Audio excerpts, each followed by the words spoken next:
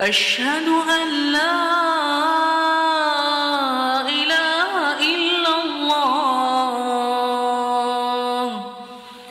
وحده لا شريك له وأشهد أن محمدا عبده ورسوله. کلمہ شہادت کلمہ شہادت ویل نمے الش ویادے دوسرا کلمہ ہے۔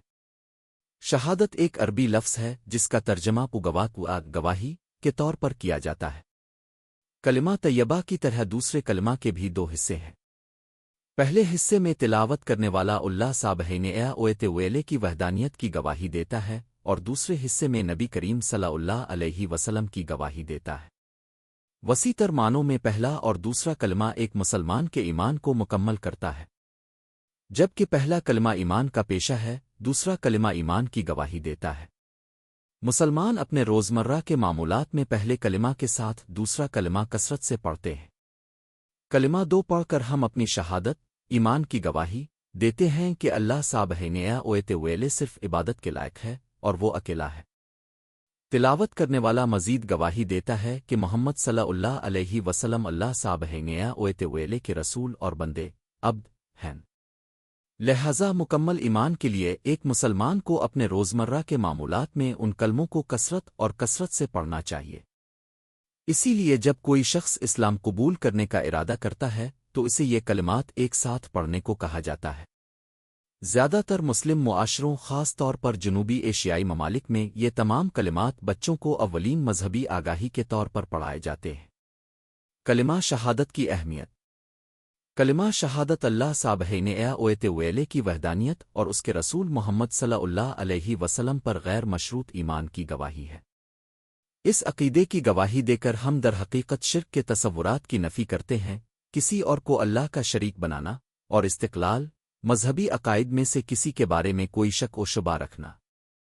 کلمہ شہادت ایمان کے درج ذیل اہم اور انتہائی اہم عناصر پر مشتمل ہے جس کی ہم تلاوت کرتے ہوئے گواہی دیتے ہیں۔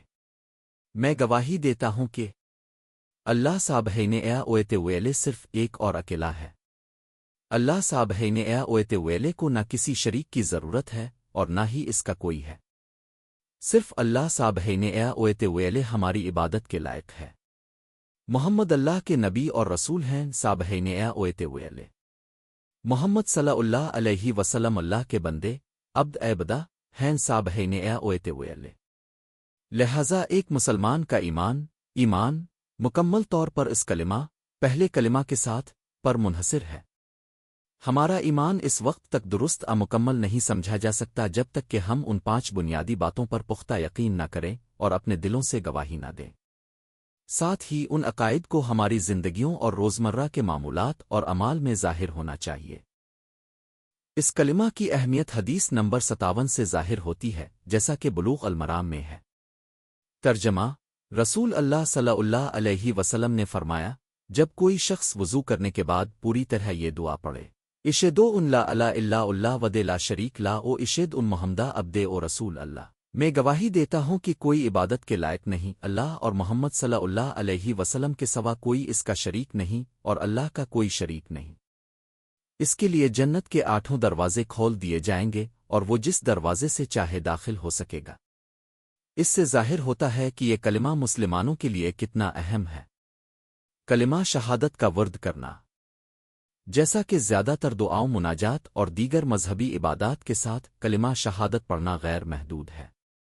اسے کسی بھی وقت کہیں بھی اور جتنی بار ہم چاہیں پڑھ سکتے ہیں۔ ہم دوسرا کلمہ کہاں پڑھ سکتے ہیں؟ جیسا کہ پہلے کہا گیا ہے، اسے کسی بھی وقت کہیں بھی پڑھا جا سکتا ہے۔ تاہم روایتی طور پر جنوبی ایشیائی ممالک کے زیادہ تر حصوں میں مسلمان اسے خاص طور پر کسی شخص کی موت کی آسانی کے لیے پڑھتے ہیں۔ ان کا ماننا ہے کہ اس کلمہ کو پڑھنے سے موت کی سختی ہموار اور آسان ہو جاتی ہے۔ ہم دوسرا کلمہ کب پڑھ سکتے ہیں؟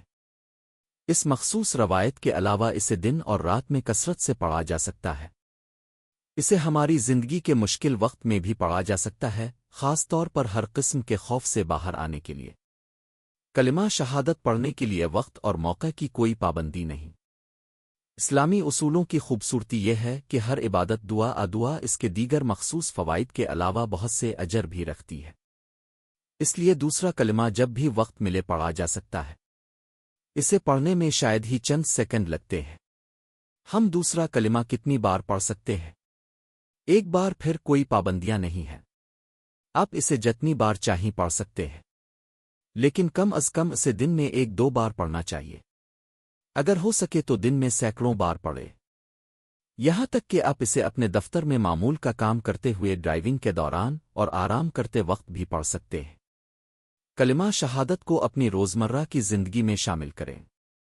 اگرچہ صرف دوسرا کلمہ پڑھنے کے بہت سے فائدے ہیں، لیکن ہمیں اس کی تعلیمات کو اپنی عملی زندگی میں نافذ کرنے کی کوشش کرنی چاہیے، اور اس سے حقیقی فائدہ حاصل کرنے کے لیے جو اعمال ہم معمول کے طور پر کرتے ہیں۔ جب ہم یہ کلمہ پڑھتے ہیں تو ہم عہد کرتے ہیں کہ صرف اللہ سبحانہ و تعالی ہماری عبادت کے لائق ہے، اور محمد صلی اللہ علیہ وسلم اس کے رسول ہیں۔ لہٰذا یہ اس دنیا میں ہماری تمام کوششوں کی بنیاد بناتا ہے۔ اس کا مطلب یہ ہے کہ ہمارے تمام اعمال اس عقیدے کے مطابق ہونے چاہئیں۔ لہٰذا ہمیں صرف قرآن و حدیث میں دی گئی ہدایات پر عمل کرتے ہوئے اللہ سبحانہ و تعالی سے رحمت اور رہنمائی حاصل کرنی چاہیے۔ لہٰذا اس کلمہ کو بار بار پڑھنے اور اسے اپنے روزمرہ کے معمولات میں اپنانے کا اثر ہماری ذاتی زندگی کے رویے اور ہم مسلمانوں کے ساتھ برتاؤ پر پڑے گا، چاہے وہ ہمارا خاندان، دوست یا کوئی اور شخص ہو جس سے ہمارا واسطہ پڑتا ہے۔ Don't forget to like and subscribe my channel Guidance Horizon.